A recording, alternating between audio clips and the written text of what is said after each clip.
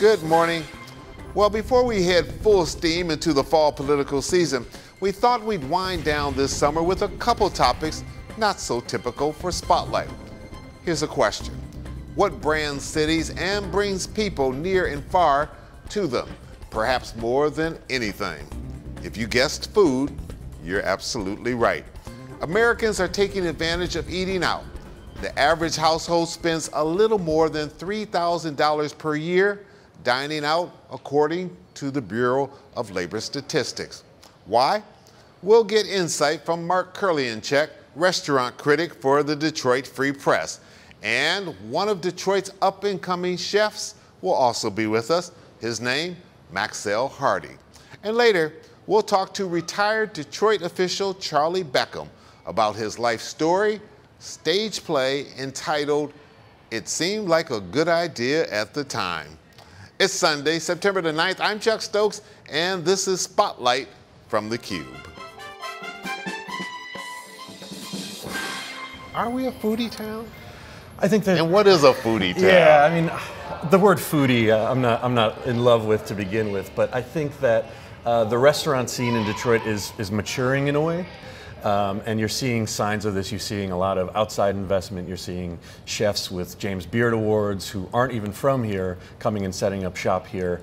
That signals to me that there is a level of activity and excitement about Detroit, not just in Detroit, but across the country, where people are starting to talk about Detroit as a dining destination. They're hearing about the food first before they hear about all the other things. We keep hearing a lot about Detroit's revitalization, especially downtown and midtown, but starting to trickle even into the neighborhoods. Is that a sign, is food and restaurants, is that a sign of the revitalization, a key part of it?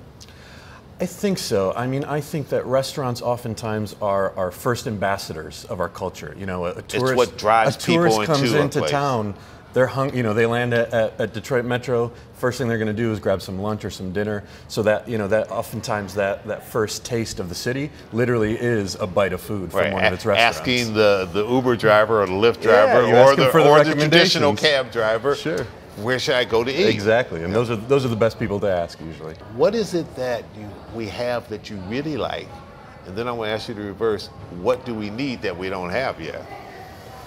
That's a good question. I'll start with the second one first, actually, okay. Just because this topic always comes up. You know, what's missing? And one thing that you don't really see that you're seeing in cities around the country is this kind of swing back to classic French food, and maybe it's a little more modern, but a nice upscale, really truly French restaurant. Going back to Detroit's heritage. Yeah, exactly. Yeah. You would think that the Paris of the Midwest would have a greater selection of French restaurants. So I would love to see someone do a really ambitious French restaurant. All right, so that's a good signal out there. If you can cook and you're a good chef and you're looking for that new idea, Detroit doesn't have a good French restaurant. You wrote not too long ago, you said, no more hamburger restaurants in downtown, please. Particularly with this operator, who they also have Voyager, which is a really great seafood restaurant out in Ferndale. They do some really creative things with seafood and oysters there. And I was just excited for this operator to come downtown and give us something new. And then when I learned that he was giving us more burgers, that kind of prompted the writing of this letter, because within just a few blocks there were, I think I counted 60 in kind of an informal poll. I counted 60 restaurants that already serve burgers downtown. We're really starting to see, as downtown gets more expensive, that the more interesting restaurants are creeping outside of these development zones. Lester Gouveia just opened up Norma G's. It's a Caribbean restaurant, but his roots are from Trinidad. So it's a Trinidadian Caribbean restaurant in Jefferson Chalmers. Okay. You've got Michigan's first Senegalese restaurant, Maddie's African Cuisine, out near Old Redford. So it's really starting to creep out. Also, we have Dearborn right next to Detroit, and Dearborn is one of the most exciting food cities, I think, in America because of its concentration of folks from the Middle East. Mm-hmm. And we're obviously a very diverse region ethnically. Exactly. And so people are bringing the traditions of their cultures. Look at into this Madison region. Heights too, and look at all the Vietnamese and Chinese restaurants in Madison Heights. We have really, the one thing that we're missing is a public transportation link to link all these great pockets of activity. That's not just downtown, but kind of all over Metro Detroit. Part of the responsibility of your job is to shake it up from time to time. Yeah. You did it not terribly long ago, got a lot of publicity with the new Empire restaurant. You wrote a scathing review. They obviously didn't like it. Some of the people who had gone there or had been frequenting it, who thought it was the greatest thing since sliced bread, they didn't like it. Your thoughts about when you write those type of columns, you're not supposed to just be kind all the time, are you? Yeah, and I don't take the responsibility lightly, but the goal, I think I don't want to. I'd like to let the review speak for itself. I think that I try to be honest and fair. You might disagree with me whether I'm being fair or not, but ultimately, the goal is to. I think that review was a success because of the debate that it provoked. Right. People were talking about people who had never read a restaurant review from a local publication. All of a sudden, we're talking about this one restaurant. They were talking about restaurants in general in Detroit, where this culture is headed, the role of criticism. I think that kind of robust debate is exactly what a critic should be fostering. Mark, final question: what's the most rewarding part of your job? Besides tasting the food. Yeah. I think for me, restaurants and food in general is a way that people celebrate their culture. And for chefs, people in the restaurant industry are probably some of the most hardworking people, that I've ever met. They work, 16-hour days, 80-hour weeks are not Very uncommon. And they really put their blood, sweat, and tears into this. And just getting to know them, getting to feel their passion and learning a little bit, the best part about it is every new restaurant I go to, I learn something new. And that's really rewarding, whether it's about a culture or about a dish or about a technique, there's always opportunities for growth. And I know it's sort of like asking someone who's your favorite child, but if you said there's one place that's new to town that you really need to check out, what would it be? I think the place that's new to town that if you haven't been, and you might already have trouble getting in because they're pretty busy, is She-Wolf in Midtown. The chef Anthony Lombardo there, he's actually milling his own flour for pasta. So he's getting heritage grains from around the country and milling them fresh in the morning for the flour that makes the pasta. Right. And it's a phenomenal Italian dining experience. All right, She-Wolf, put someone on your phone. I think it's about to ring. Mark, thanks so much. Thanks so much, All right, Chuck. it's a pleasure talking with you. We'll get you back. Pleasure's all mine. All right, and we'll be back with a world-famous chef right after this break.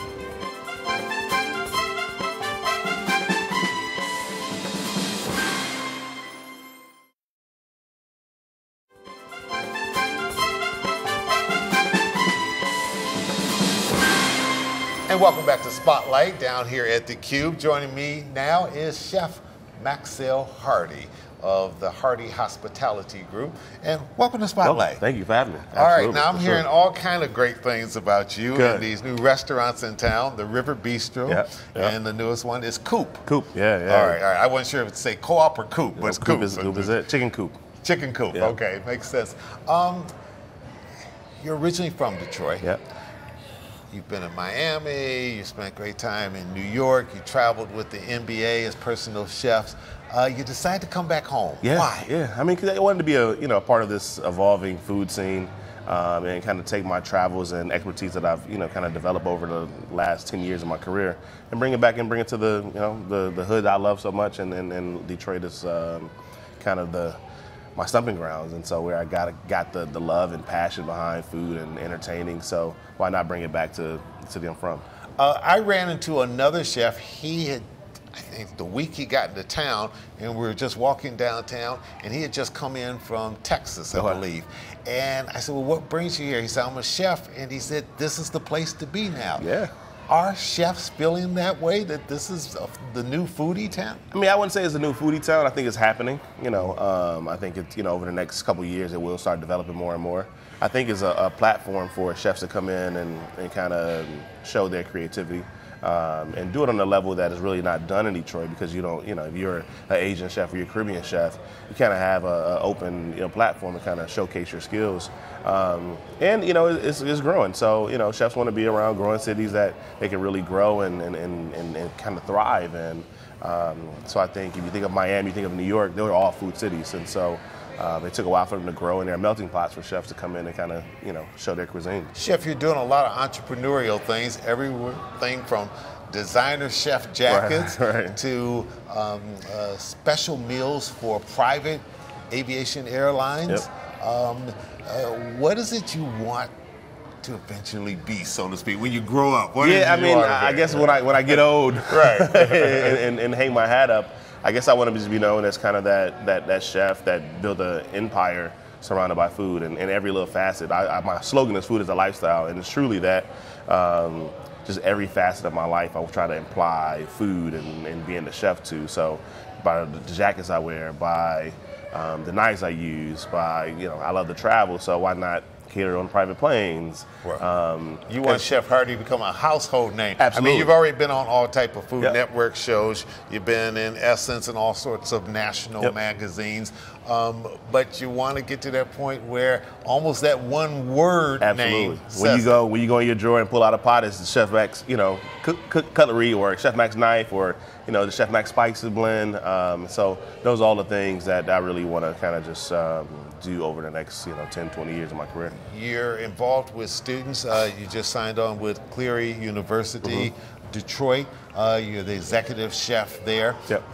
Why the sort of academic connection with all of that too? Well, I mean, giving back is always great. And then, you know, culinary arts it's one of those things that can take you to the next level. People just think of it like being a chef, but it has so many different elements to it, you know. And there's a way to break, you know, barriers to kids, and then kind of show them how to do math, how science, and all those things. And so, and one of the things I think the challenges that Detroit's going to face is trying to find that qualified chef or that qualified cook.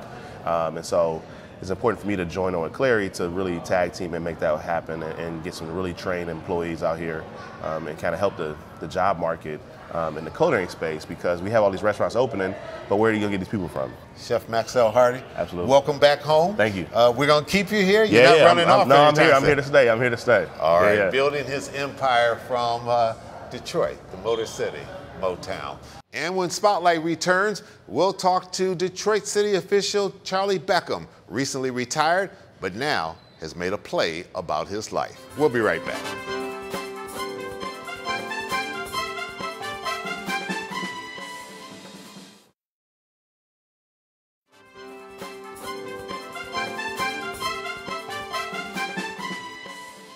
Six mayors. Yes, sir. That you survived and enjoyed working with, I'm sure, as well. Absolutely. But you're packing it up officially, even though there's still going to be some things you're going to do on the side. Right. Why now? Well, you know, it's time, Chuck. As you say, it's been 6 mayors. My first appointment was to the Public Lighting Commission in 1974 by Coleman Young, was when I really started this whole public sector journey. And so that's been 40 plus years, 6 mayors. It's been a pleasurable run, but a long run, and it's time to really turn it over to some of the younger folks. But it's been a great experience. So if you could give advice to a young person, perhaps just starting in city government or in corporate world, about how to run not a sprint, but a marathon, because that's what you've done. No question. You've run a marathon anytime you go through 6 administrations. Yep.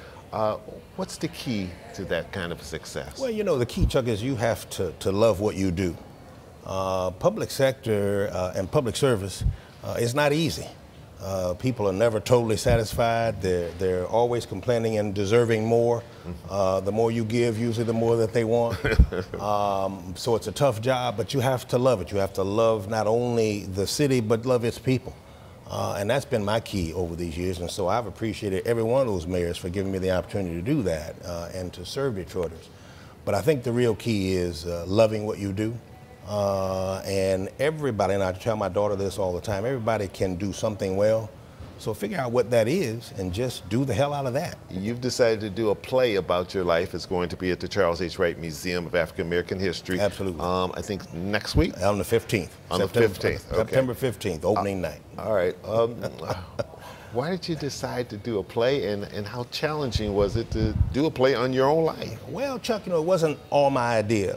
Since my Vista days of 30-some-odd years ago, people have always said, Charlie, you ought to write a book about this story, this life that you lived. And I said, well, I really don't have time, don't want to do that. And of course, everybody else has really done that. You write the book, you have a book signing, etc. Right. One day I happened to be looking at YouTube and saw Mike Tyson do his one-man play on his biography on Broadway. That's true. And I was surprised at how well he did. It was outstanding. And it was well received on Broadway. And so I said, well, if Mike Tyson can do it, maybe I can do that. And so that's really where the idea came from. It's a novel idea. It's something different. And so I've put a team together, some good, sharp young folks, and we're just absolutely having fun putting this together. So I'm looking forward to it. It's a little different. It's a different wrinkle. We ultimately will end up putting a book out, but what they convinced me of is, well, Charlie, let's do the play, and by the time you write the script for that, you've kind of written a book, and so you can do both. And so that's what I'm doing. We have entitled the play, which is, it seemed like a good idea at the time. I like that It's a title. phrase that I've used on and off for at least 40 or 50 years. I stole it from the 1960 Western Magnificent Seven. But it's a phrase that whenever you do some things in life that you just can't figure out why you did it. Yeah. The only thing that keeps you sane is, well, you say, well, I figured it was a good idea at the time. And so that's the title of the play. As growing up, I tried that with my parents a few times when I did something I wasn't supposed to. Right. It didn't go over It didn't so work. well. That's No, we're going to take a break. When we come back, we'll kind of drill down on right. as Good. much as you That's want to tell fair. us about the play. Good. We'll be right back with Charlie Beckham. Stay with us.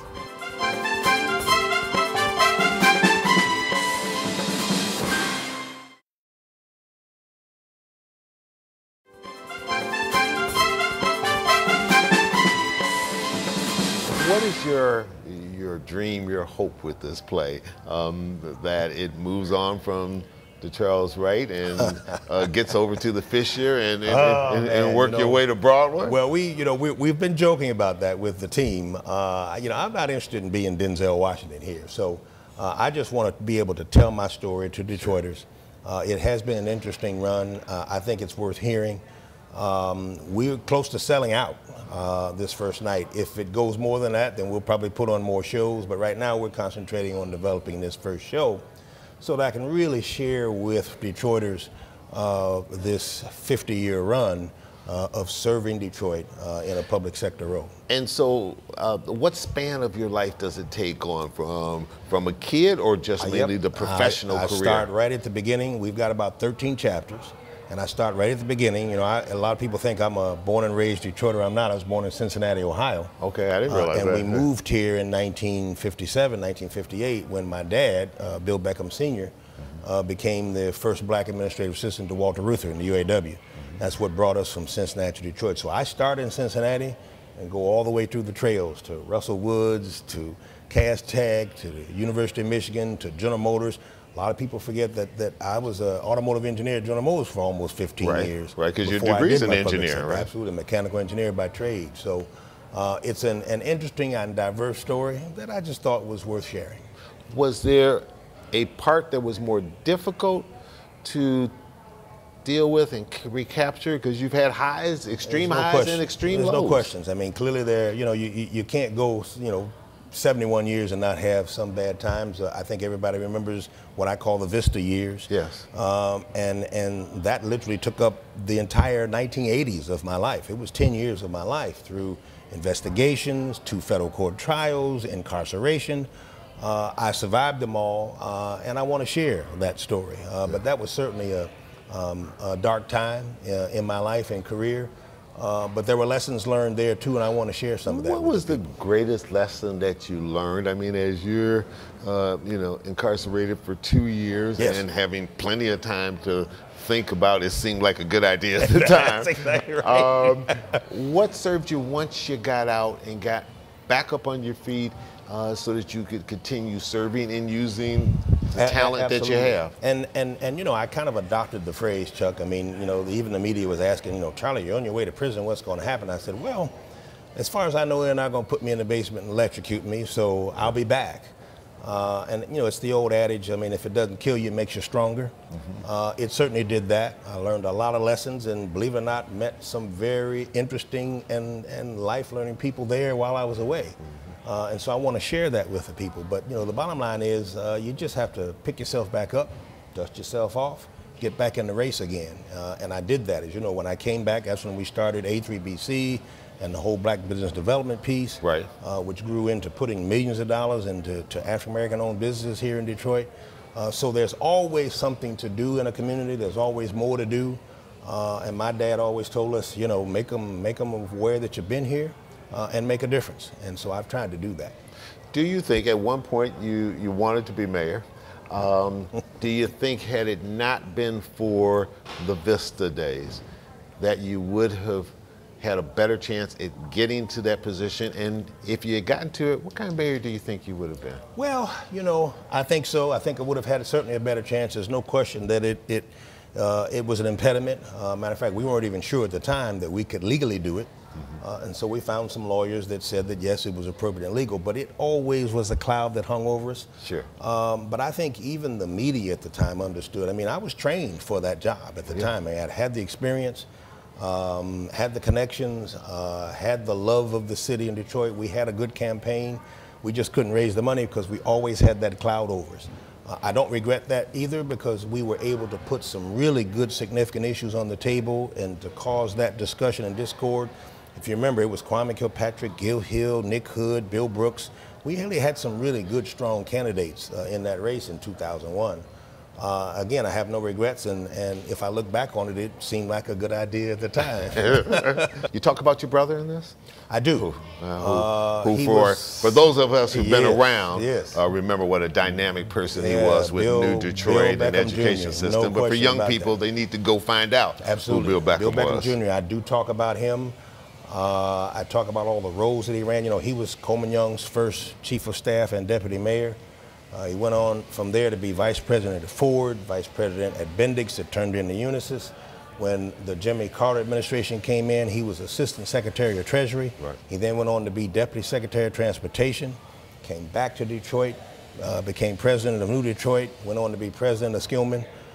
He was just an outstanding individual that I always struggled as my older brother to try to fill his shoes. I never totally filled them, but I admired him, and he was a great guidance and inspiration for me, no question about it. All right. The play is called It Seemed Like a Good Idea at the Time. It'll be at the Charles H. Wright Museum of African American History on the 15th. There's still some tickets available, but I hear that they're going fast. Absolutely. Charlie Beckham? Chuck, thanks, Best man. of luck in retirement. Good. I appreciate you. I know I'm going to see you around anytime. You'll see me walking by the halls here every now and then. All right, good to see you. I'm Chuck Stokes. We'll be back next week with more newsmakers in the spotlight. We hope you have a great week.